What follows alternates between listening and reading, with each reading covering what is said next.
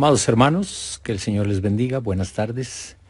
Nuevamente mi gratitud para Eliud, que me permite este tiempo, este espacio para poder compartir con ustedes la enseñanza que hemos estado meditando en domingos anteriores.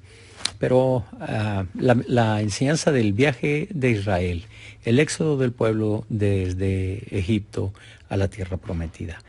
Recordemos que la Escritura, en la primera carta del apóstol Pablo a los Corintios, nos dice que es un ejemplo, es un tipo para nosotros entender cuál es nuestro viaje espiritual que hemos iniciado al recibir a Cristo como nuestro Señor y nuestro Salvador. Oremos, hermanos. Padre, te doy gracias por la oportunidad nuevamente que me das de compartir con mis hermanos, con aquellos que tú has llevado a que estén conectados a través de este medio para escuchar tu palabra. Yo te ruego, Señor, que traigas bendición a sus vidas, que cumplas tu propósito en ellos y que, Señor, perdones mis pecados y que me des la oportunidad de serte un siervo, que te sirva, Señor, realmente. Ayúdame, pues, Señor, para poder transmitir el conocimiento que tú nos has dado a través de Ministerio Hebrón, que ha sido quien hemos disfrutado de esta luz, de este conocimiento, y que ahora nos permites compartirlo con los hermanos. Te suplico, Señor, que bendigas a Eliud, que bendigas su vida, su trabajo, que bendigas su familia, Señor, que bendigas a nuestro hermano Jorge, a nuestra hermana Adriana, a Daía, que seas con ellos, Señor, quienes le apoyan, quienes le soportan, quienes están con él, Señor, y quienes juntos te sirven a ti.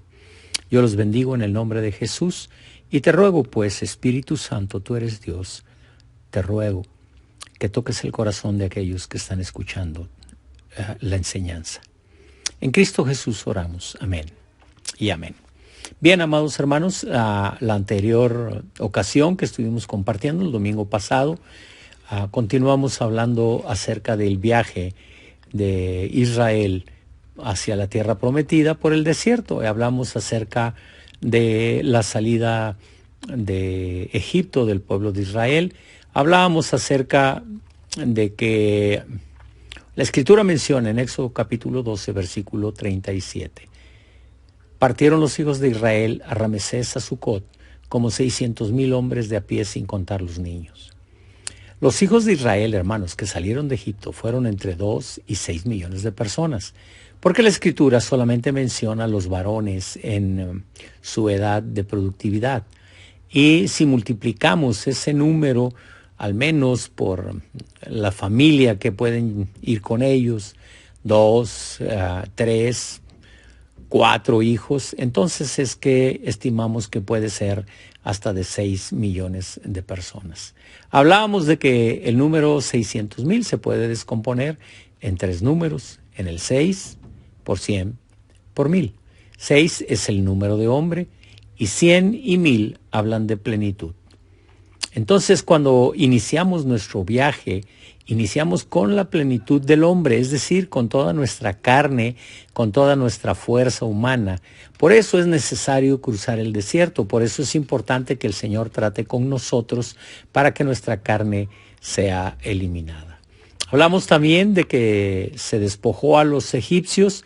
La Escritura habla que el Señor les da instrucciones y les dice que les pidan a los egipcios alhajas de plata, de oro, vestidos. Jehová da gracia al pueblo delante de los egipcios. Y en Eclesiastés capítulo 2, versículo 26, dice, porque el hombre que le agrada, Dios le da sabiduría, ciencia y gozo, mas al pecador da el trabajo de recoger y amontonar para darlo al que agrada a Dios. Hablamos acerca también del cuidado y el amor de Dios. Antes de que los hijos de Israel cruzaran el Mar Rojo, hay 2 detalles que manifiestan el corazón del Padre de nuestro Dios. El primero es su protección de los peligros. Éxodo capítulo 13, versículo 17 al 18. Luego que Faraón dejó ir al pueblo, Dios no los llevó por el camino de la tierra de los filisteos que estaba cerca. Porque dijo Dios, para que no se arrepienta el pueblo cuando vea la guerra y se vuelva a Egipto. Mas hizo Dios que el pueblo rodease por el camino del desierto del Mar Rojo. Dios conocía las limitaciones del pueblo de Israel. A pesar de que Él los había sacado con mano fuerte de Egipto y de que no había nadie enfermo entre ellos. El Salmo 105, versículo 37, lo declara. Hay ocasiones, hermanos, en que la presión que sentimos sobre nuestras vidas es tal que llegamos a decir, ya no soporto más, esto es más de lo que puedo aguantar. Sin embargo, en esos momentos debemos cobrar ánimo al recordar que el Señor conoce nuestras limitaciones y que Él no permite que seamos probados más de lo que podemos resistir. Y el segundo punto es la presencia constante de Dios. Éxodo 13, 21 al 22 dice de la siguiente manera: Y Jehová iba delante de ellos de día en una columna de nube para guiarlos por el camino, y de noche en una columna de fuego para alumbrarles, a fin de que anduviesen de día y de noche. Nunca se apartó de delante del pueblo la columna de nube de día, ni de noche la columna de fuego. Amados hermanos, qué manifestación más maravillosa de que Dios estaba al lado de ellos. Dios mismo iba en la columna de nube y de fuego. Nunca, durante todo el viaje, se apartó de ellos. Esa manifestación de Dios les servía para guiarlos, les mostraba que Dios estaba por ellos y con ellos. A pesar de sus fallas, de sus errores, el Señor permaneció fiel con su pueblo. Muchas veces prestamos oídos a las mentiras del enemigo que nos dice, Dios te ha abandonado. Estás desperdiciando tu tiempo al seguir con los cristianos. Vuélvete al mundo. No, amados hermanos, no es una verdad. El Señor no abandonó a su pueblo y no nos abandonará a nosotros, porque Él es fiel y misericordioso. He aquí, yo estoy con vosotros todos los días hasta el fin del mundo. Amén. Mateo 28, 20. Ahora, ¿qué significa el cruce del Mar Rojo? Ellos estaban encerrados, por un lado el desierto, las montañas, y por otro lado el Mar Rojo. La Escritura declara, di a los hijos de Israel que den la vuelta y que acampen, porque Faraón dirá a los hijos de Israel, encerrados están en la tierra, el desierto los ha encerrado. Y yo endureceré el corazón de Faraón para que los siga y seré glorificado en Faraón y en todo ese ejército, y sabrán los egipcios que yo soy Jehová. Desde el principio del viaje el Señor va a llevarnos a situaciones difíciles, no para tratarnos duros, sino para tener la oportunidad de conocerlo a Él. El Señor utiliza la presión y la angustia sobre nuestras vidas para darnos un corazón que lo conozca a Él y que en vez de teoría tengamos una vivencia del poder y de la salvación del Señor. Recordemos que el Señor no los puso en la situación que vivió el pueblo de Israel sin preparación ni experiencias previas. Su actitud manifiesta uno de los mayores problemas de la raza humana, el deseo de vivir en la carne. Como lo único que llenaba la visión era Egipto, ellos no tenían otro concepto, no tenían otra idea, no tenían otra experiencia de vida, más lo que habían vivido en Egipto. Hermanos amados, es la misma situación cuando somos rescatados del pecado. No tenemos otra visión que la del mundo, por eso es tan difícil. Pero solo con la ayuda de Dios, solamente sostenidos por el Rey soberano. Él creó a Faraón, Él creó el mundo. Dios envió las plagas sobre Egipto. Dios nos rescató a nosotros con su mano poderosa de donde estábamos. Nunca será mejor servir a los egipcios que morir en el desierto. Amados hermanos, algunos críticos modernos han dicho que los hijos de Israel no pueden haber cruzado en un punto del mar que fuera demasiado profundo, sino que cruzaron en un lugar que tenía de 30 o 60 centímetros de profundidad. Si eso fuera verdad, no hay problema. Es un milagro todavía mayor el del Mar Rojo, pues Dios ahogó a un ejército, a todo el ejército de Egipto, en 60 centímetros de agua. Nosotros sabemos, hermanos, que la narración bíblica es verdadera. Ahora, el Mar Rojo, el cruce del Mar Rojo, es un tipo del bautismo en agua, es un ejemplo del bautismo en agua. Después de que el pueblo de Israel comió la Pascua, Lo primero que los hijos de Israel hicieron al salir de Egipto fue cruzar el Mar Rojo. El Nuevo Testamento explica el significado espiritual de este evento en la primera carta del apóstol Pablo a los Corintios, capítulo 10, versículo 1 y 2. Porque no quiero, hermanos, que ignoréis que nuestros padres todos estuvieron bajo la nube y todos pasaron el mar. Y todos en Moisés fueron bautizados en la nube y en el mar. Así como los hijos de Israel fueron bautizados en la nube y en el mar al salir de Egipto, los cristianos deben bautizarse en agua después de nacer de nuevo. Es el punto más importante después de haber creído en Jesús. No debe de pasar más tiempo. El bautismo en agua es tan importante, hermanos, porque representa el cruce de la frontera de Egipto cuando quedamos fuera del alcance de Faraón. También representa un funeral donde nuestra vieja naturaleza es enterrada en el agua para levantarnos en novedad de vida. Yo sé que dentro de los hermanos hay algunos que no han sido bautizados. Tal vez no lo consideran importante, pero eso no es más que un reflejo de tu falta de conocimiento de la Escritura. El punto inmediato a haber recibido a Jesús como Señor y Salvador es recibir las aguas del bautismo. Después de haber cruzado el Mar Rojo, hay un servicio de acción de gracias. Éxodo 15:1. Entonces cantó Moisés y los hijos de Israel este cántico a Jehová y dijeron: Cantaré yo a Jehová, porque se ha magnificado grandemente. Ha echado en el mar al caballo y al jinete. Después de la gran liberación y victoria del Mar Rojo, los israelitas tuvieron un servicio de regocijo con cantos y danza. Imagino, hermanos, que así lo haremos cuando nos volvamos a reunir en la casa del Señor, ahora después de esta pandemia. Tendremos un evento de liberación, tendremos un servicio de regocijo con cantos, con alegría, con danzas. Ellos hicieron lo mismo. Nosotros lo hacemos muchas veces. Nos enfrentamos a una situación difícil, nos quejamos, lloramos, murmuramos, nos enojamos, cuando de pronto Dios nos da una victoria tremenda. Entonces no podemos esperar a llegar a la iglesia para testificar lo maravilloso que Dios ha hecho. Pero nos olvidamos de cómo actuamos antes de la liberación. Eso manifiesta que no tenemos una visión clara de lo que Dios quiere hacer en nuestra vida. Ahora veremos el viaje en el desierto. Hemos cruzado el Mar Rojo y vamos a iniciar el viaje a través del desierto. Los hijos de Israel salieron de la tierra de Egipto, pero Egipto no había salido de ellos.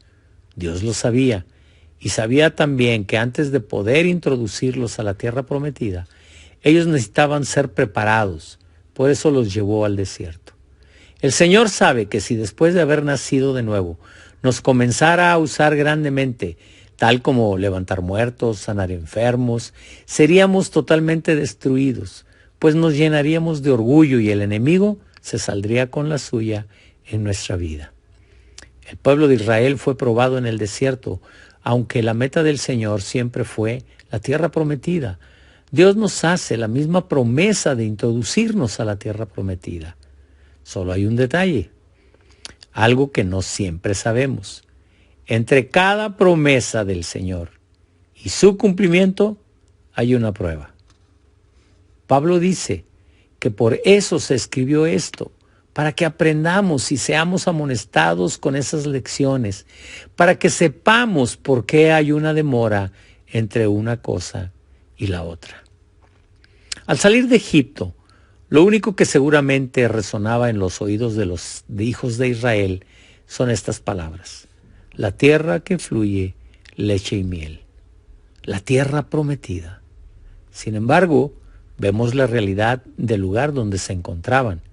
Jeremías capítulo 2, versículo 6, la segunda parte, declara: nos condujo por el desierto, por una tierra desierta y despoblada, por tierra seca y de sombra de muerte, por una tierra por la cual no pasó varón, ni ahí habitó hombre.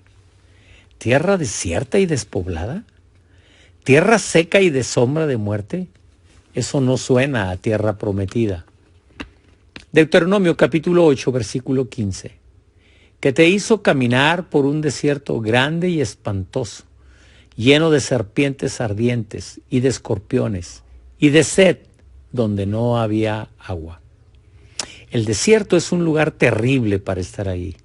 No es un lugar por el que pudiéramos pasar a solas. Dios los guardaba, pero fue Él quien nos introdujo a esa situación. ¿Para qué? Moisés lo escribe, afligiéndote y probándote para a la postre hacerte bien. Al entrar en nuestro viaje espiritual, el Señor va a llevarnos por situaciones donde la carne, la naturaleza del hombre se verá muy incómoda, pero su propósito es hacernos bien. La palabra del Señor dice, puesto que Cristo ha padecido por nosotros en la carne, vosotros también, armaos del mismo pensamiento, pues quien ha padecido en la carne, terminó con el pecado. Primera de Pedro capítulo 4, versículo 1. Deuteronomio capítulo 8, versículo 2. Y te acordarás de todo el camino por donde te he traído, Jehová tu Dios, estos 40 años en el desierto, para afligirte. Hermanos, la palabra afligirte es la misma que humillarte. Tú puedes poner para humillarte, para probarte, para saber lo que había en tu corazón, si habías de guardar o no sus mandamientos. Hay varias razones, hermanos, por las que Dios los llevó por el desierto. Hay varias razones por las que Dios nos lleva a tener problemas y dificultades en nuestra vida. Dentro de ellas queremos ver al menos dos: para afligirnos o humillarnos, que es la misma palabra, y para mostrar lo que había en los corazones. Para afligirnos, el desierto afligió al pueblo en este sentido. Ellos se encontraron a sí mismos incapaces de sobrevivir por sus propias fuerzas o su capacidad. El propósito era que en esas circunstancias ellos pudieran aprender a recostarse en el Señor, a depender de Él en vez de confiar en ellos mismos. Aprender humildad significa aprender a depender de Dios, no de nosotros. Por eso debemos conocer la verdad acerca de nosotros, que por nosotros mismos no tenemos lo que necesitamos para alcanzar la voluntad de Dios y alcanzar o entrar a las promesas de Dios. Para lograr eso, el Señor tiene que debilitarnos y mostrarnos la vanidad que es confiar en nosotros mismos. Muchas veces veremos que Dios debilita a aquellos a quienes Él desea honrar y usar para su gloria. La segunda razón tiene que ver con lo que hay en nuestro corazón. Dios no necesita saber lo que hay en nuestros corazones. Él lo sabe, Él lo conoce, pero nosotros sí. Nosotros tenemos ideas equivocadas de lo que hay en nuestro corazón. Por ejemplo, si vamos conduciendo un vehículo y alguien nos choca por atrás, probablemente reaccionaremos así. Bueno, ¿y usted qué se está creyendo? De pronto decimos, ay, perdón, no sé cómo pude reaccionar así. Yo no soy así. Bueno, esto es algo muy suave, hermanos. Entendemos cómo hemos reaccionado aquellos que hemos manejado y tenemos un problema vial. Pero conforme avanzamos en la caminata cristiana, descubrimos que sí somos así. Si antes de entrar a una prueba se encendiera en el cielo un letrero de gas neón muy iluminado o con rayos láser que nos avisara, prueba, prueba, prueba, la mayoría de nosotros nos prepararíamos y probablemente hasta le diríamos al que nos chocó, no tengas pena, todo está bien, Jesús te ama. Tal vez estamos exagerando, pero de cualquier forma en la realidad no sucede así. No hay letreros iluminados. Las pruebas vienen día tras día y cómo respondemos a las pequeñas pruebas determinará si perdemos o ganamos las grandes pruebas. Cada vez que pasamos una prueba y la ganamos, nos fortalecemos y ganamos resistencia. Es como el deporte de levantamiento de pesas. Si todos los días nos proponemos levantar 2 grandes almohadas de plumas, nuestros músculos no van a prosperar nada. Necesitamos trabajar y levantar. Tenemos que hacerlo con cierto peso para que nuestro cuerpo adquiera resistencia y fuerza De la misma forma, las pruebas difíciles van a fortalecernos. Este ejemplo de el gym, hermanos, nuestro hermano Héctor, nuestro hermano Carlos, saben muy bien de lo que estoy hablando. Y entonces tenemos que prepararnos así en la vida, tal vez adquirir resistencia y fuerza a través de las pruebas difíciles que el Señor nos permite enfrentar. Ahora veremos del Mar Rojo al Sinaí. Después de cruzar el Mar Rojo, los israelitas empezaron a confrontar las difíciles condiciones del desierto, las cuales, como ya mencionamos, tienen el propósito de prepararnos para recibir su herencia. Queremos ver 3 detalles importantes relacionados con los primeros días del viaje, los cuales tienen una relación y enseñanza importante para nuestra caminata espiritual. Son necesarios para poder hacer nuestro viaje espiritual y terminarlo con éxito. En primer lugar, es una guía espiritual. Cuando los hijos de Israel estaban encerrados entre el Mar Rojo y los egipcios, había una sola persona que permanecía serena en medio de esta situación tan apremiante. En medio de esta situación apremiante, para Moisés esa posición no era tan difícil, pues él ya había oído cuál era el propósito de haberlos encerrado. Pero más que eso, Moisés fue alguien que conoció al Señor profundamente. Él pasó 40 años en el desierto siendo preparado para el papel tan importante que debía desempeñar al final de los mismos. Moisés recibió el llamamiento de Dios cuando estaba en Egipto, pero fue preparado y escogido por el Señor después de sus años en Madián. Al iniciar nuestro viaje espiritual, el Señor desea darnos un líder a quien someternos y a quien seguir. Alguien que va delante de nosotros en su caminata espiritual y ya conoce el camino por el desierto. En Hechos capítulo 7, vemos que los israelitas, a pesar de haber salido de Egipto, no reconocieron a su líder espiritual. Lo mismo sucedió en tiempo de Jeremías, quien fue rechazado por Israel también. No podemos hacer el viaje sin el consejo y la ayuda de alguien más.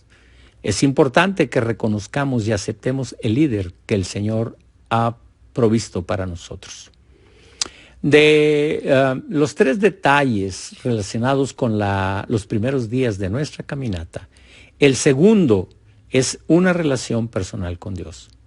Después de las primeras pruebas con el desierto, los israelitas tuvieron su primera batalla en el desierto contra los hijos de Amalek. Según Génesis 36:12, Amalek es un descendiente de Esaú, hijo de Isaac, que vendió su primogenitura a cambio de un plato de lentejas, menospreciando así la bendición del Señor. Por esa razón, Esaú es una figura o símbolo de la carne que desprecia las bendiciones espirituales por las cosas de este mundo. Como lo que es nacido de la carne es carne, Juan capítulo 3, versículo 6. Amalek también es una figura de la carne, y el Señor quiere destruirla en el desierto para que podamos heredar el reino de Dios. Cuando iniciamos nuestro viaje, la Biblia declara que somos cristianos carnales, porque la carne abunda en nuestro interior. Sin embargo, el desierto es para terminar con ella.